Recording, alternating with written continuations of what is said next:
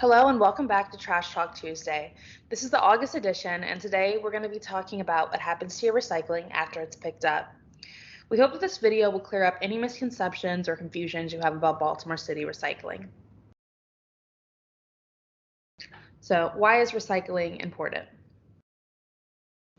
Recycling conserves resources.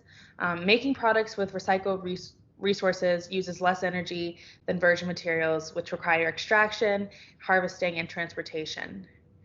It also lowers greenhouse gas emissions. Products made with recycled materials, with a few exceptions, produce less air and water pollution than manufacturing with virgin materials. And lastly, it extends the life of landfills. By removing recyclables from the waste stream, we free up space in our landfills, and this allows us to keep them, to use them longer, and prevents the city from having to build new landfills. So how does Baltimore City recycle? Baltimore City uses single stream recycling, and this means that all recyclables are placed in a single bin or cart or container for recycling. And this is why Baltimore City residents do not have to separate their recyclables before putting them out for curbside pickup. So you can see in this picture I have up, single stream, everything's together, whereas multi-stream, you would have to separate the different materials. So what happens to my recycling? So we're going to go over the recycling process. So step one, recycling is picked up in Baltimore Tuesday through Friday, and our crews serve nearly 200,000 households in Baltimore City.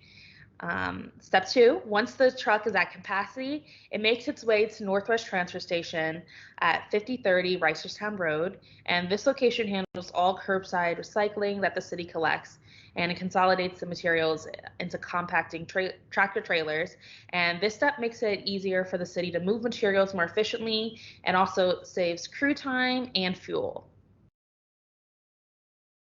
So step three, once the recycling is loaded into a compacting trailer, it is transported to the Waste Management Recycle America Materials Recovery Facility, or MRF is what it's also known as. The City of Baltimore contracts with Waste Management for the processing of single stream recycling, and we also have a new contract with World Recycling located in the city, and we're going to begin sending them recyclables soon. So step four. Once they reach this facility, contamination is removed and the materials are sorted by type. These commodities are then baled to prepare for transport to various vendors who will then turn the materials into new products. So you could see the materials being sorted through and then also being baled.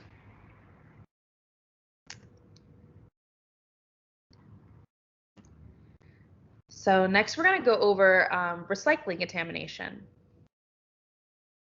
So what is contamination?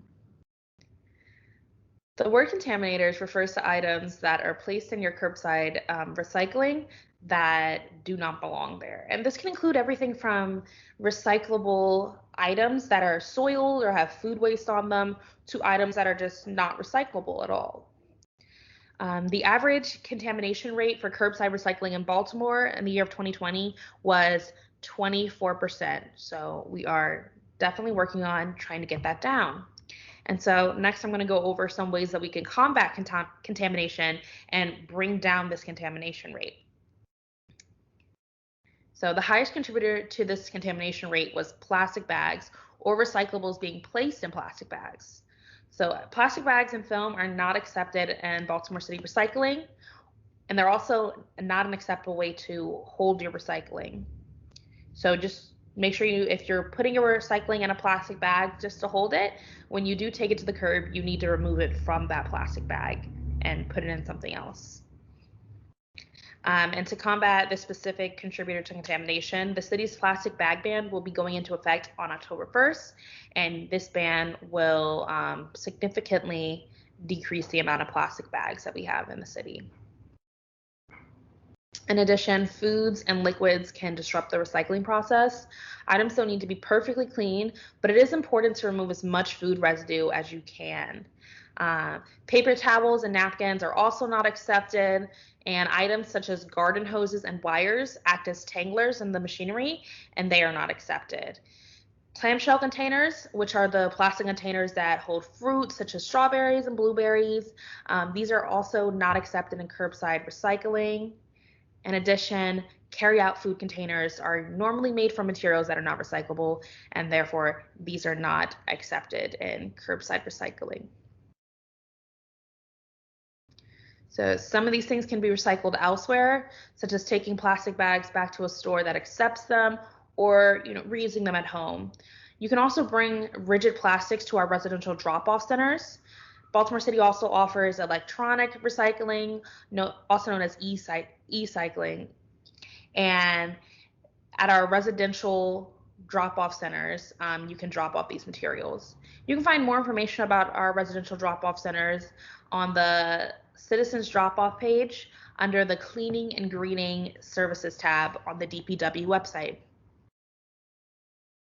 It's important that residents make sure that their material is accepted by Baltimore City Recycling and not just going by the recycling symbol that is on products. This symbol actually does not ensure that it's going to be recyclable or accepted by the city, and many items include this symbol, but the material that they're made out of is just extremely hard to recycle and requires a specialized recycling facility. And this is why the city's list of recyclables may not include items that are marketed as 100% recyclable. Residents can get tips on what is and what is not acceptable in our curbside recycling by visiting our interactive recycling right page on the DPW website. And we have up a quick little graphic of what's accepted and what's not up on the screen right now. So now that we've gone over contamination and how to combat it, we're going to talk about some of the consequences of it and why it's important that we do our best to lower it.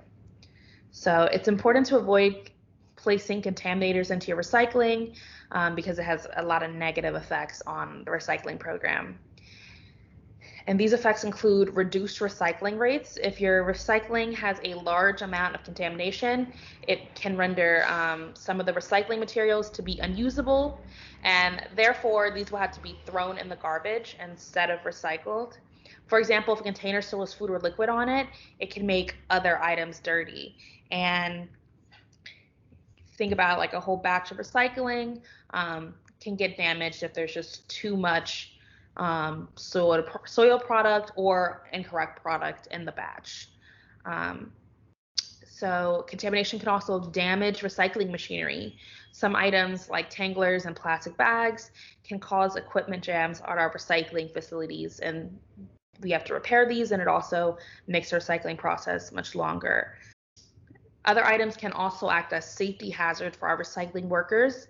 Some materials such as medical and electronic waste can be a safety concern for recycling workers, and they have to be collected in a specific way other than curbside recycling. We always want to keep our workers as safe as possible. In addition, Baltimore City residential drop-off centers do offer electronic recycling, and specifically at the Sisson Street Center, there is household hazardous waste collections, which typically happen on the first Friday and Saturday of each month, but you can check on the DPW website to be sure. And lastly, contamination increases costs to the city. When contamination occurs in the recycling stream, the city has to pay to have the material disposed of. Because of this, contamination in the recycling stream not only decreases the amount of items that are recycled, but it also costs taxpayers money on the recycling processing costs. Okay, well, thank you for watching, and be sure to do your part in keeping our recycling stream clean. And remember to check out the Recycling Right interactive tool that is on the DPW website. And there you can find more information about how to dispose of different things.